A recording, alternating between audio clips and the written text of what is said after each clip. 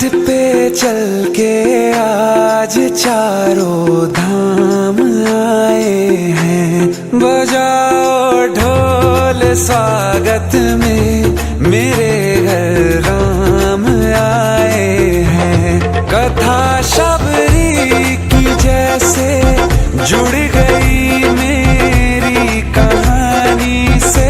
न रोको आज धोने दो चरण आँखों के पानी से।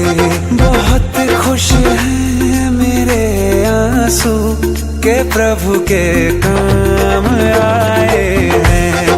बजाओ ढोल स्वागत में मेरे घर राम आए हैं।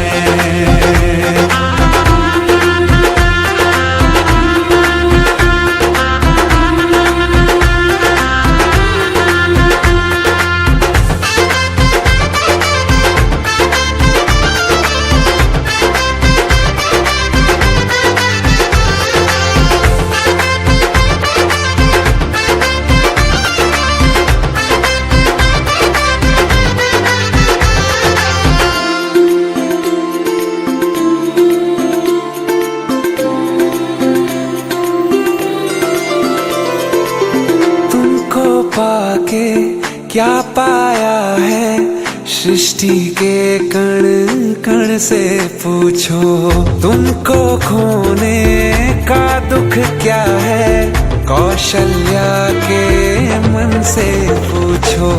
द्वार मेरे ये अभागे आज इनके भाग जागे। बड़ी लंबी इंतजारी हुई रघुबर तुम्हारी तब आई है सवारी। संदेश से आज खुशियों के हमारे नाम आए हैं। बजाओ ढोल स्वागत।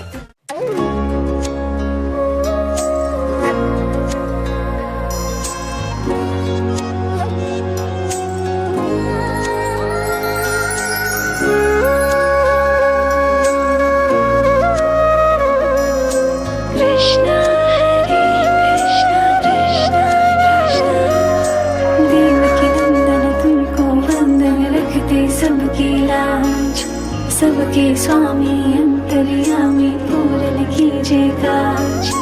देवकी नंदन तुमको वंदन रखते सबकी लाज। सबके स्वामी अंतर्यामी पूर्ण कीजिए काज। मन मंदिर में सजे बिहारी मनमोहन तेरी छवि अति प्यारी।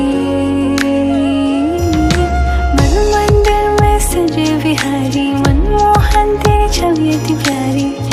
बंसी बजैया रास रचैया तारन हार मेरे तुम ही के भैया। तुमसे बड़ा कहाँ कौन कन्हैया। श्री कृष्ण गोविंद हरे मुरारी। हे नाथ नारायण वासुदेवा। श्री कृष्ण गोविंद हरे मुरारी। हे नाथ नारायण वासुदेवा। देवकी नंदन तुमको वंदन रखते सबकी लाज। सबके स्वामी अंतर्यामी पूर्ण कीजिए काज।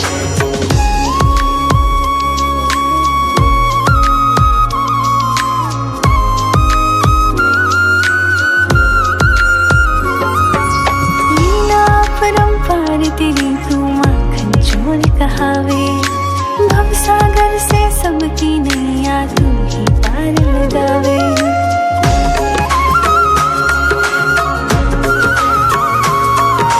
लीला परंपार तेरी तू माखन चोर कहावे।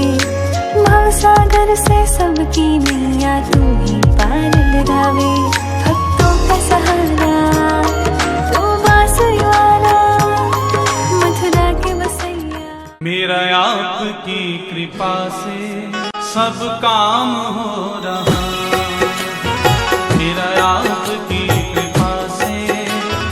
सब काम हो रहा। करते हो तुम कन्हैया, करते हो तुम कन्हैया, मेरा नाम हो रहा है। मेरा आपकी कृपा से सब काम हो रहा। मेरा आपकी कृपा से सब काम हो रहा।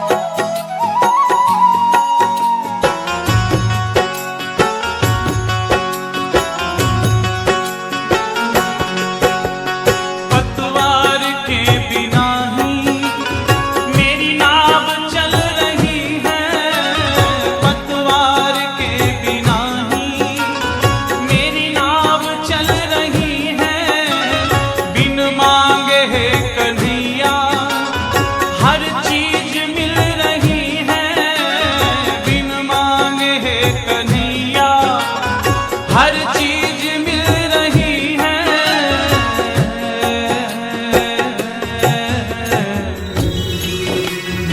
अब क्या बताऊं मोहन, मोहन, अब क्या बताऊं मोहन, आराम हो रहा है। अब क्या बताऊं मोहन, आराम हो रहा है। करते हो तुम कन्हैया, करते हो तुम कन्हैया, मेरा नाम हो रहा है। मेरा आपकी कृपा से सब काम हो रहा है। मेरा आपकी कृपा से सब काम हो रहा है। मेरा आपकी कृपा से सब काम हो रहा है।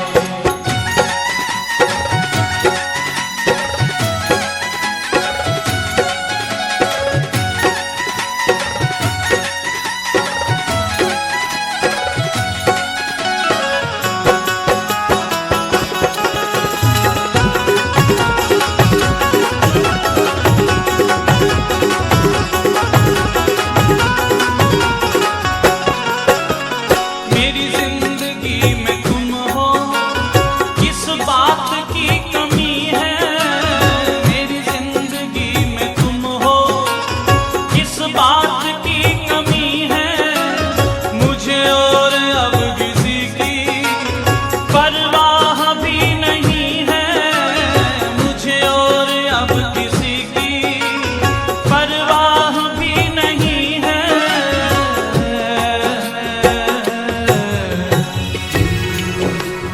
तेरी बदौलतों से, तेरी बदौलतों से सब काम हो रहा है।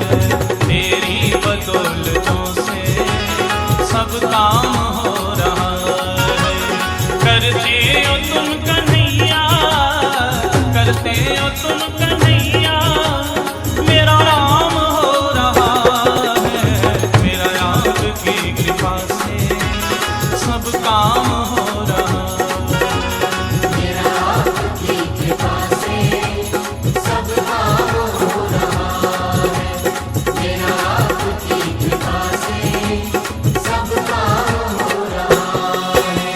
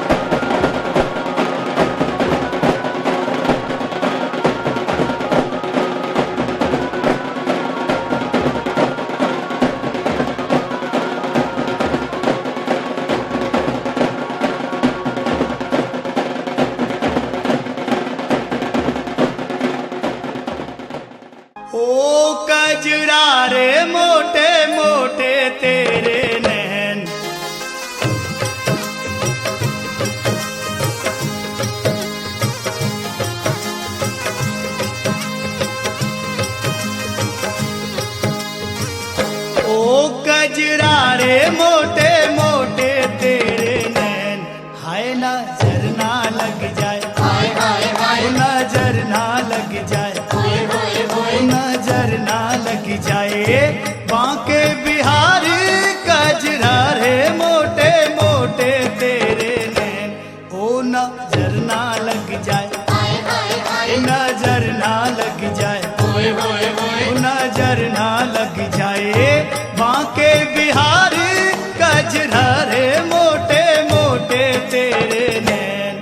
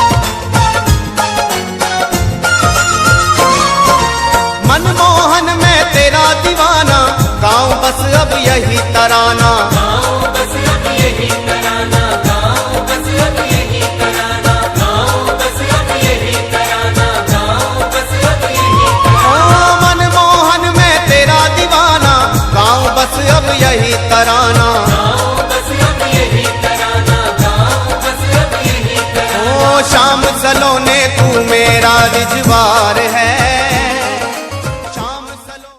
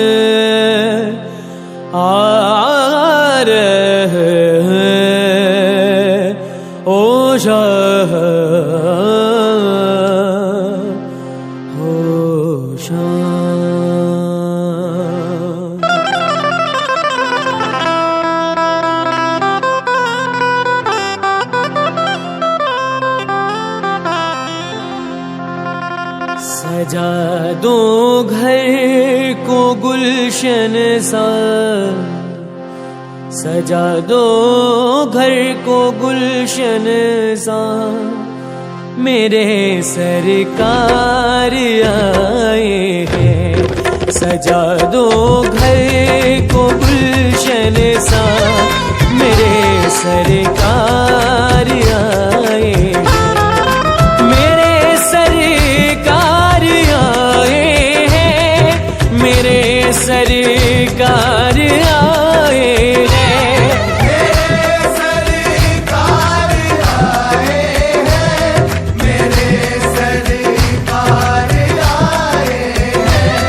मेरे सरकार आए हैं।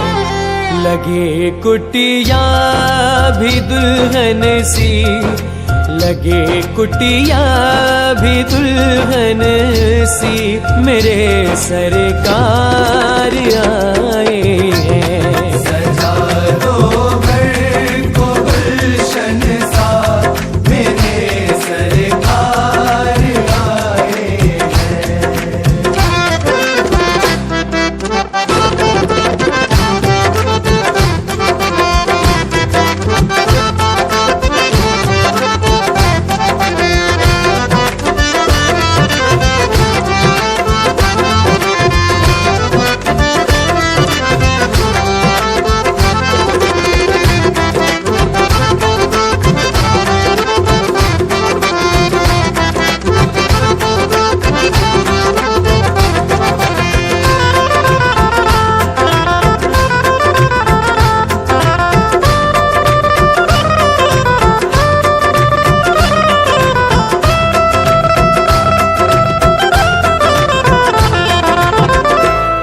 पखारो इनके चरणों को बहाकर प्रेम की गंगा। पखारो इनके चरणों को बहाकर प्रेम की गंगा। पखारो इनके चरणों को बहाकर प्रेम की गंगा।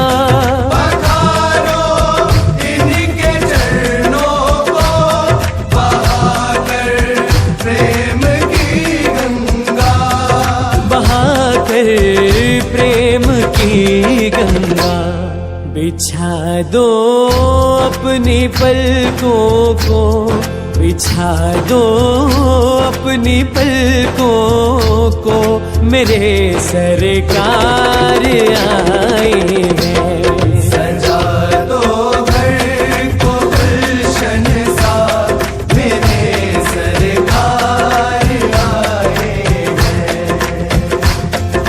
सरकार आ गए हैं मेरे गरीब खाने में, सरकार आ गए हैं मेरे गरीब खाने में। आया है दिल को सुकून के करीब आने में, आया दिल को सुकून के करीब आने में। अखियों को मिला आज वो सागर, कब से प्यासी अखियों को मिला आज वो सागर, भटका था जिसको पाने की खातिर इस जमाने में, भटका था जिसको पाने की खातिर इस जमाने में।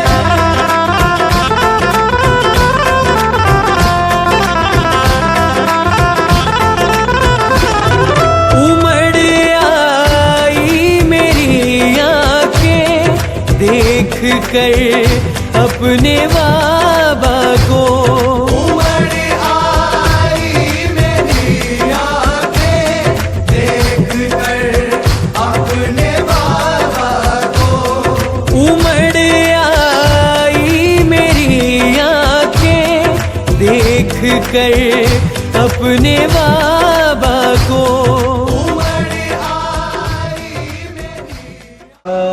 शौर्यो वजायत श्रोत्राद्वाश्च प्राणश्च मुखा दुग्धिरजायत इदकं हवेः प्रजारम्भे अस्तु दशवेरकं सर्वगणकं सुतयेरात्मसनि प्रजासनि बहुसनि लोकसनि वैसनि अग्निः प्रजां बहुलां मे करोत्पन्नौ पयोरेत अस्मासु दत्ता कर्पूरगौरं करुणावतारं संसारसारं भुजगेन्द्रहारं सदा वसन्तं हृदयारविन्दे भवं भवानी सहितं नमामि मन्दारमालां कुलितालिकायै कृपालिमानां दिगम्बराय दिगम्बराय नमः शिवाय नमः शिवाय। त्वमेव माता च पिता त्वमेव बन्धो च सखा त्वमेव वेद्या द्रविणं त्वमेव सर्वं मम देवदेव त्वमेव सर्वं मम देवदेव त्वमेव सर्वं मम देवदेव। जलेन शीतलीकरणम् पुष्पै देवता अभिवन्दनम् आसुतोद्धारणम् मन्त्रपुष्पाञ्जलयः ॐ जितनेन नवयजन्त देवास्तानि धर्माणि प्रथमान्या सन्नाते शणाकं महिमानः सयन्त्रपूर्वे साध्याः सन्ति देवाः ओदयातो नन्दनन्दनाय विद्महे सोदानन्दनाय धीमहि तन्नः कृष्णा प्रचोदयातो नाना सुगन्धपुष्पाणि यथा कालधूवानि जो पुष्पाञ्जलिर्यानि गाने च पावानि जन्मान्तरकृतानि च तानि सर्वाणि छन्दो वृक्षणायां पदे पदे। ज्ञान महोत्सव में हमारा सौभाग्य हमारे बीच कथा का श्रवण करेंगे। नमो विघ्नराजाय सर्वसौख्य प्रदायिने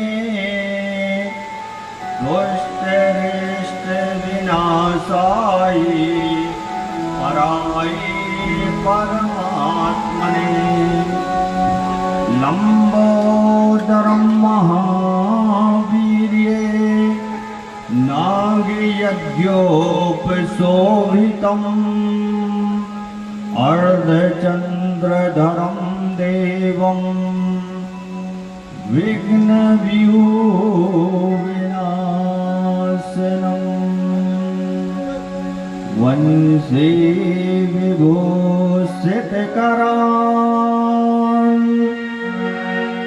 नवनीरदावात्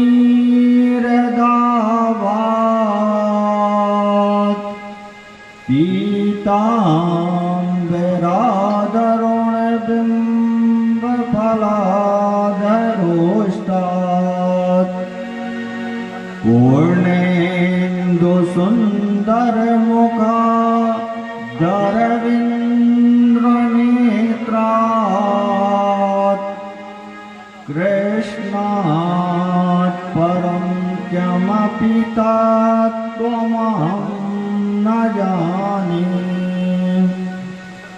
कृष्णाय वासुदेवाय हरये परमात्मने प्रणतः क्लेश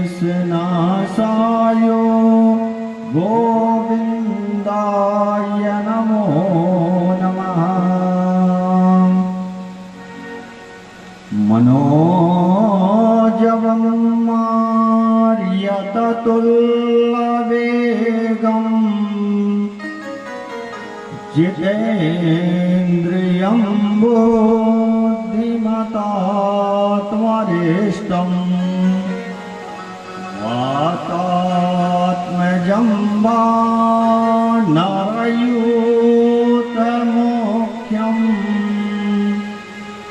श्रीरामदूतं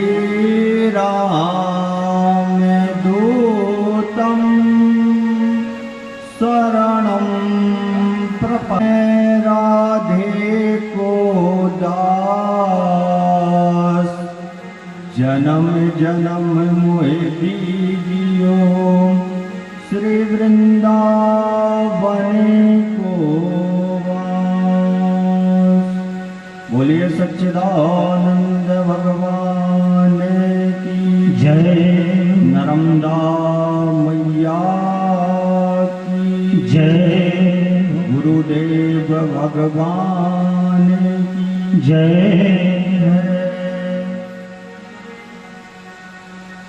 कथा में प्रवेश करने से पूर्व सभी लोग तालियों की सेवा द्वारा भगवान का संकीर्तन करेंगे। इसके बाद हम सभी कथा में प्रवेश करेंगे।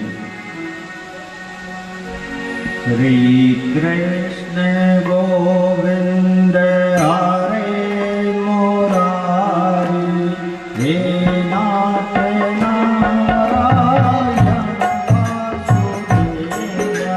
श्री कृष्ण गोविंद हरे मुरारी हे नाथ नारायण वासुदेव।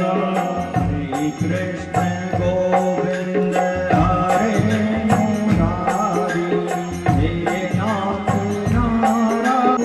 तो स्वामी सखा हमारे नाथ स्वामी सखा हमारे नाथ स्वामी सखा हमारे नाथ स्वामी सखा हमारे नाथ नारायण वासुदेव। श्री कृष्ण गोविंद हरे मुरारी हे नाथ नारायण वासुदेव। श्री कृष्ण गोविंद हरे मुरारी हे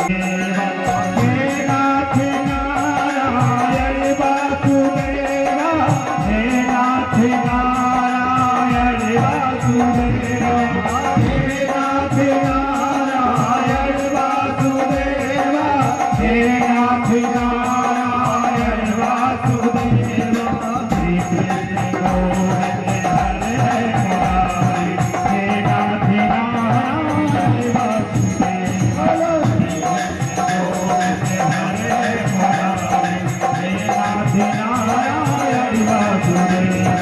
श्री कृष्ण गोविंद हरे मुरारी हे नाथ नारायण वासुदेव।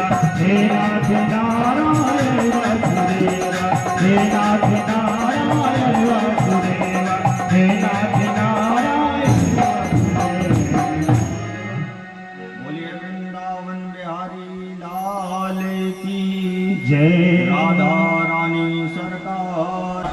अखिलेश्वर अकारण करुणा वरुणालय भक्त वांछित कल्पतरु पीताम्बरधारी श्री बालकृष्ण लाल की बांगमयी प्रतिमूर्ति श्री भागवत जी को हम बारंबार प्रणाम करते हैं। बड़े सौभाग्य की बात है,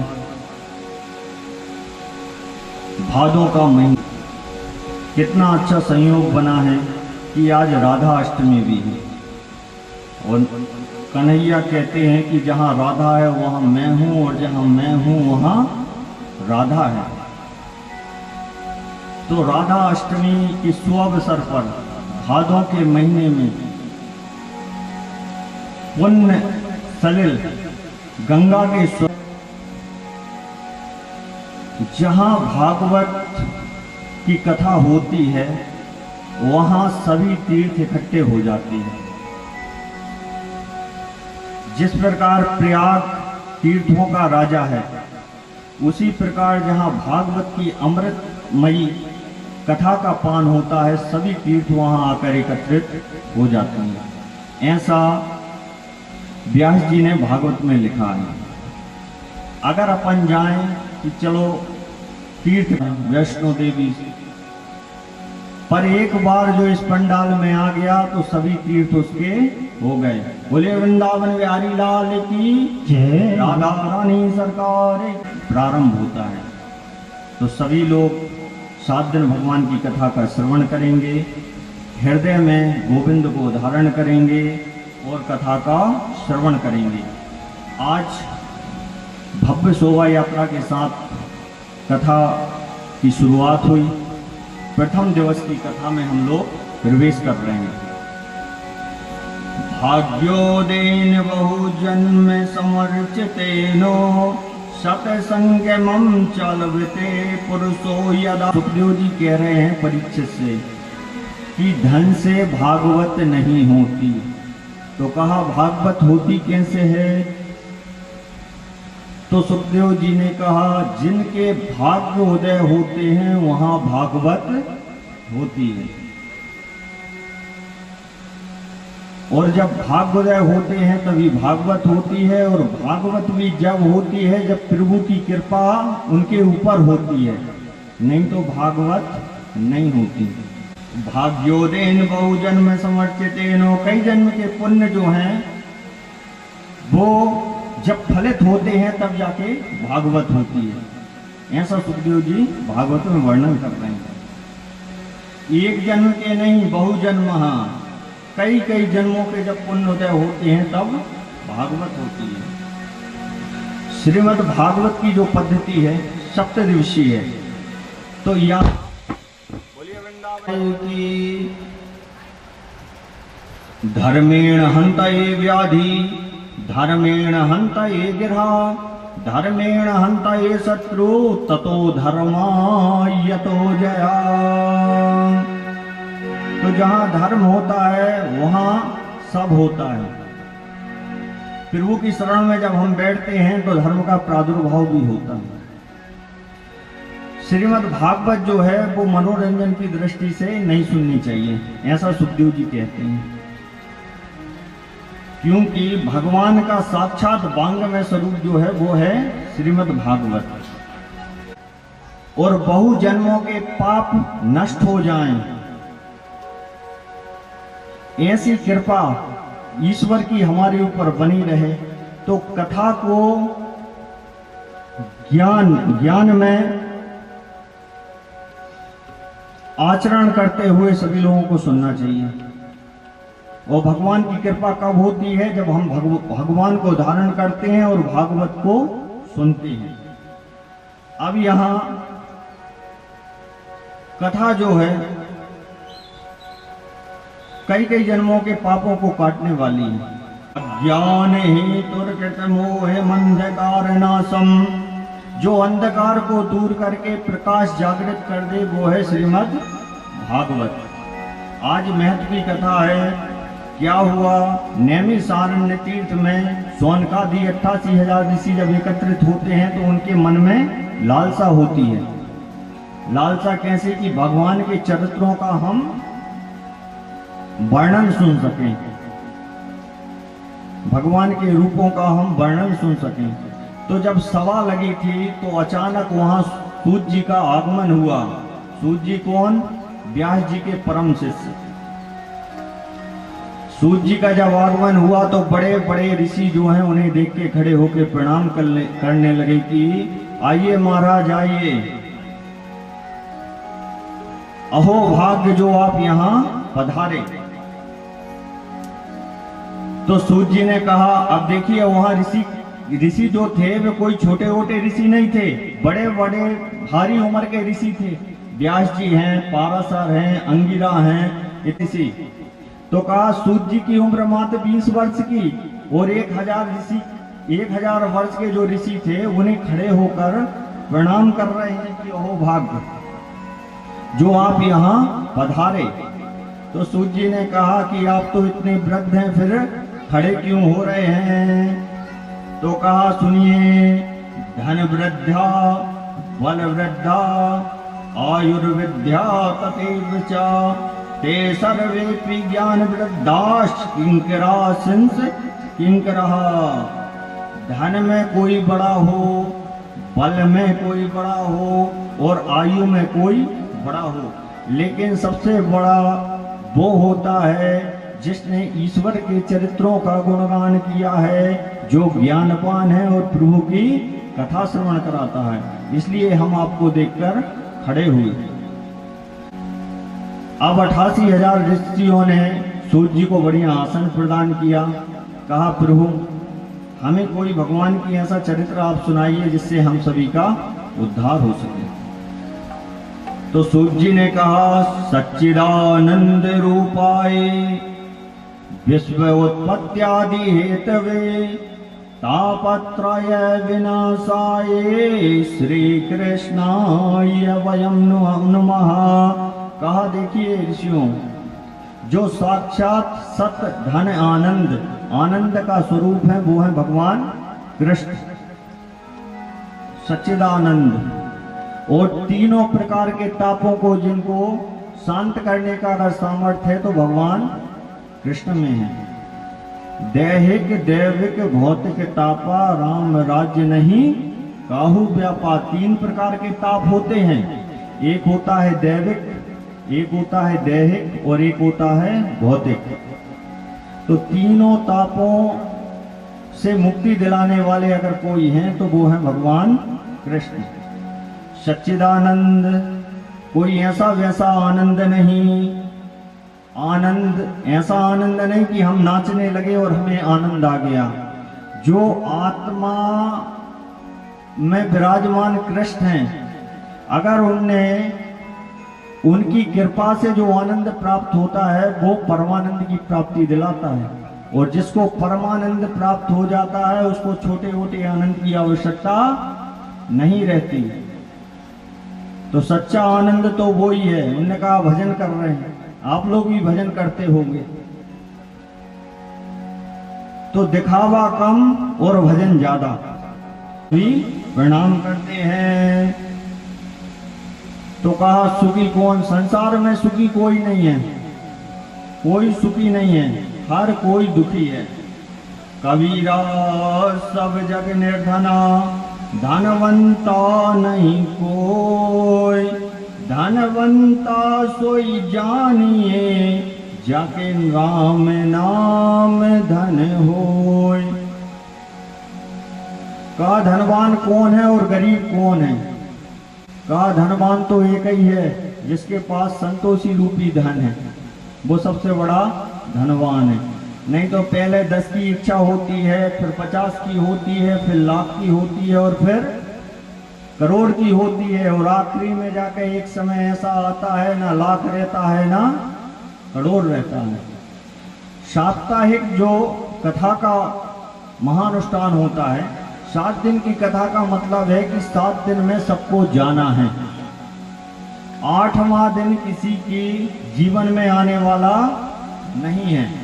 आप देखिए सोमवार से शुरू करिए तो रविवार तक 7 दिन होते हैं, 8वां दिन कभी होता ही नहीं है। तो 7 दिन में सबको जाना है। जब 7 दिन में सबको जाना है तो सुखदेव जी महाराज परीक्षित जी से कहते हैं कि राजा ने 7 दिन में सबको जाना है, लेकिन जाना सबको है, लेकिन जो अपनी मुक्ति का उपाय करके जाते हैं वो परम गति को प्राप्त करते हैं। तो इसलिए 7 दिन हैं। अच्छा, कोई बता सकता है कि हम कब मरने वाले हैं? 1 सेकंड की भी भरोसा नहीं है। हो सकता है अभी चले जाएं, वो पता चला कई साल ना जाएं। तो मृत्यु किसी को नहीं पता। तो जो समय अपने पास है उसका सदुपयोग करना चाहिए। तो कहा सदुपयोग कैसे करें? कहा भजन करिए, क्योंकि भजन के बिना उद्धार होने वाला नहीं है। अच्छा, आप एक बात बताओ, जो भारत का रुपया है वो सिर्फ भारत में ही चलता है। अगर अपन कहीं बाहर जाएं भारत के, तो वहाँ की करेंसी जो है वो बदल दी जाती है। ऐसे ही जब अपन यहाँ से ऊपर जाते हैं तो यहाँ का रुपया, धन, वैभव, गाड़ी, ऐश्वर्य, यहाँ वहाँ कुछ नहीं चलता। वहाँ तो आपका अकाउंट देखेंगे कि आपने कितना किया है, आपने कभी दान किया है, आपने कभी भजन किया है, आपने किसी की सहायता की है। ये चीजें वहाँ देखी जाती हैं। इसलिए सूत जी कह रहे हैं कि जितना हो सके भजन करना चाहिए। तो कहा भजन किसका करना चाहिए? तो कहा सच्चिदानंद जो स्वरूप भगवान कृष्ण हैं उनकी शरण में हमें जाना चाहिए। श्री कृष्णाय वयम नुमः, ऐसे श्री कृष्ण को हम प्रणाम करते हैं जो सभी तापों को दूर करते हैं। कृष्णम प्राप्तिकरम शाश्वत साधनम तद्वदेवना, महात्मा संत लोग भी जो हैं जिनका वर्णन करते हैं, ऐसे कृष्ण की शरण में हमें जाना चाहिए। सच्ची शांति जो है वो कहाँ है? शांति कहाँ है? एक कथा आती है, भगवान नारायण और लक्ष्मी जी दोनों बैठे थे। दुनिया के तमाम लोग उनके पास जाते। भगवान किसी को गाड़ी दे रहे, किसी को धन दे रहे, किसी को पुत्र दे रहे, किसी को पौत्र दे रहे, सब कुछ दे रहे थे। वो लक्ष्मी जी बैठी थी बाजू में। बहुत देर से लक्ष्मी जी देख रही थी कि प्रभु आप सब बांट तो रहे हो, लेकिन हम बहुत देर से देख रहे हैं कि आपने पैर के नीचे कुछ दबा के रखा है। जब सब कुछ दे चुके मनुष्यों को, तो नारायण ने लक्ष्मी से कहा कि देखो कमल नयन, हमने मनुष्यों को सब कुछ दे दिया, पर पैर के नीचे हमने शांति को दबा लिया। बोले वृंदावन बिहारी लाल की जय, राधा रानी सरकार की जय। तो कहा पैर के नीचे शांति को हमने दबा के रखा है। तो कहा इसको दबा के क्यों रखा है? तो भगवान ने कहा लक्ष्मी, जो कोई हमारा भजन करता है और हमारे चरणों का ध्यान करता है, उसको हम ये शांति प्रदान कर देते हैं। धन के आने से शांति प्राप्त नहीं होती। कोई कहे कि धन आ जाए तो शांति आ जाए। शांति कहाँ प्राप्त होती है? जब हम भगवान के चरणों का ध्यान करेंगे। और जब हम भगवान के चरणों का ध्यान करते हैं और भगवान का भजन करते हैं, तो शांति हमें स्वतः प्राप्त होती है। सूतवाचे काल व्याल मुख ग्रास प्रासरणाते तवये। अब सूत जी कहते हैं कि सोनकादि ऋषियों, एक दिन सब कुछ काल के गाल में समा जाना है, यहाँ कोई बचने वाला नहीं है। ऐसा ही एक प्रश्न जो है वो यक्ष ने धर्मराज युधिष्ठिर से किया था महाभारत प्रसंग में। तो कहा राजन बताइए, इस संसार का सबसे बड़ा आश्चर्य क्या है? तो धर्मराज युधिष्ठिर ने यक्ष के सवाल का जवाब देते हुए कहा कि महाराज, इस संसार का सबसे बड़ा आश्चर्य है कि हर व्यक्ति को पता है कि एक दिन हमें मरना है, लेकिन मानने को तैयार नहीं है। बोले वृंदावन बिहारी लाल की जय। कहा मृत्यु अटल सत्य है, लेकिन मनुष्य मृत्यु को भूल जाता है और जीवन की गति में आगे बढ़ता रहता है। तो ऐसे ही काल के गाल में जो है एक दिन सब समा जाना है। नाही कश्चित् क्षणमपि जातु तिष्ठये कर्म कृतः कार्यकर्मा गुणे स्वभावो। सोनकादि ऋषियों ने सूत जी से कहा कि महाराज कोई उत्तम सी कथा आप हमें सुनाइए जिससे हम सबका कल्याण हो सके। तो सूत जी ने कहा एवं विनिमये जाते सुधाराज्ञा प्रियताम कृपास्मो वयम सर्वे श्रीमद् भागवता कथामृत। तो कहा अगर पीना है तो भागवत रूपी अमृत आप पिए। तो कहा अमृत कैसा अमृत? तो कहा भागवत कोई साधारण ग्रंथ नहीं है, वो जीवन और मरण के चक्र से मुक्त हो गए हैं। तो कहा आप विस्तार से बताइए। तो सूत जी ने कहा एक बार नारद मुनि नारायण करते करते करते, क्योंकि नारद जिसकी बात कभी रद्द ना हो वो नारद, और जिनको नारद मिले हैं उनको ईश्वर की प्राप्ति हुई है। आप तो पुराण में महाभारत सब कुछ उठा के देख लेना, द्रौपदी को नारद मिले, भगवान मिले, तो जिनको नारद मिले हैं उनको भगवान जरूर मिले हैं। अब नारद जी टहलते टहलते जा रहे थे, अचानक पहुंचे, पूरा श्रृंगार करके खड़ी है और उसके आजू बाजू में दो वृद्ध पड़े हैं। जैसे ही नारद जी ने देखा कि देवी आप कौन हो, तो कहा मैं भक्ति हूं। तो कहा ये दोनों कौन हैं? तो कहा ये मेरे पुत्र हैं ज्ञान और वैराग्य। तो नारद जी को बड़ा आश्चर्य हुआ, माता जवान रहे और पुत्र बूढ़े हो जाएं तो आश्चर्य की बात है। ऐसे ही कलयुग की स्थिति है। भक्ति जवान इसलिए है क्योंकि नवरात्रि आ गई, शिवरात्रि आ गई तो हम भजनानंदी हो गए। ज्ञान और वैराग्य का बुढ़ापा आ गया है, ज्ञान की कमी है और वैराग्य तो अब होता ही नहीं है।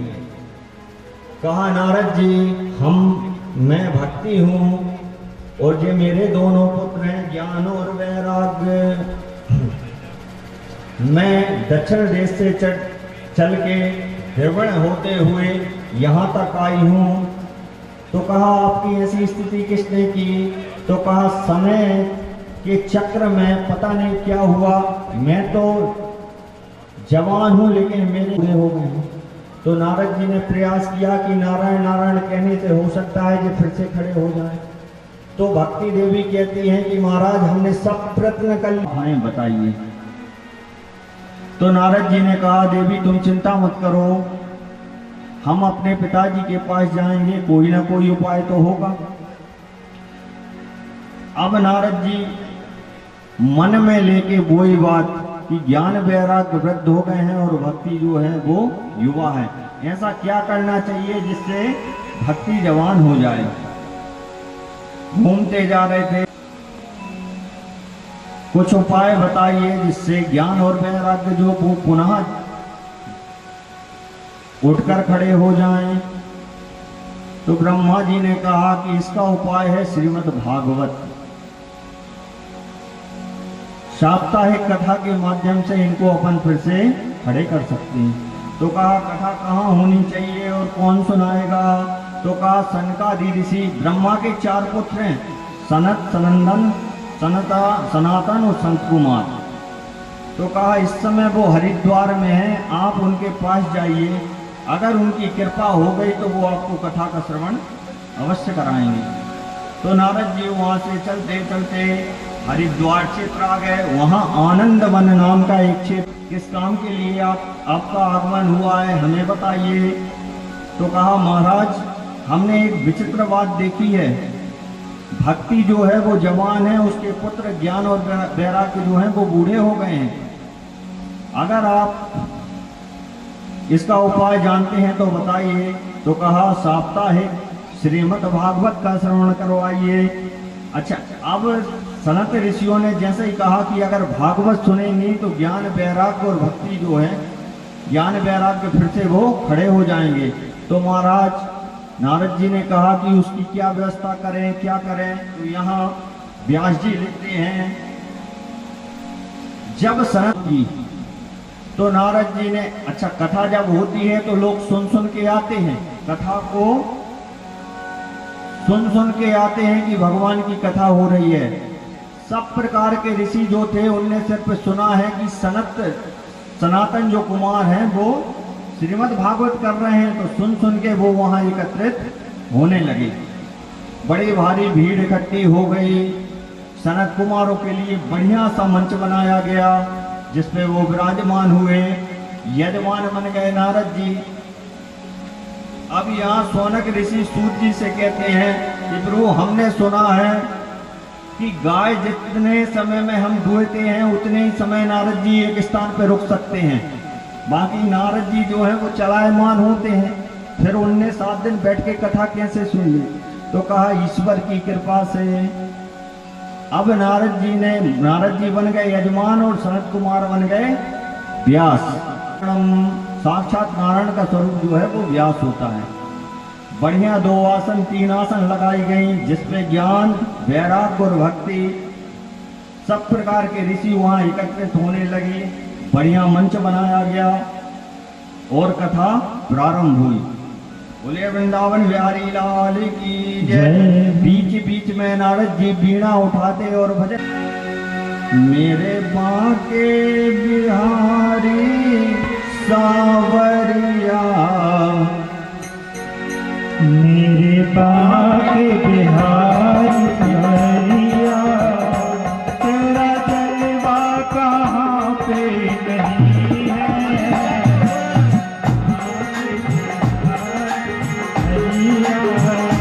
तेरा जलवा कहाँ पे नहीं है।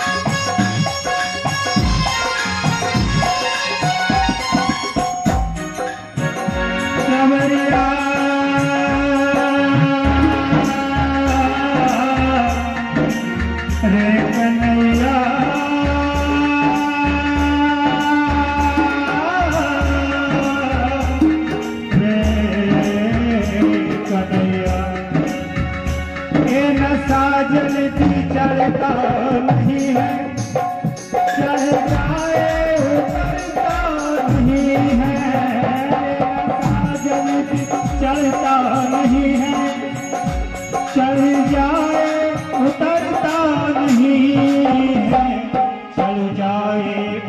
पिता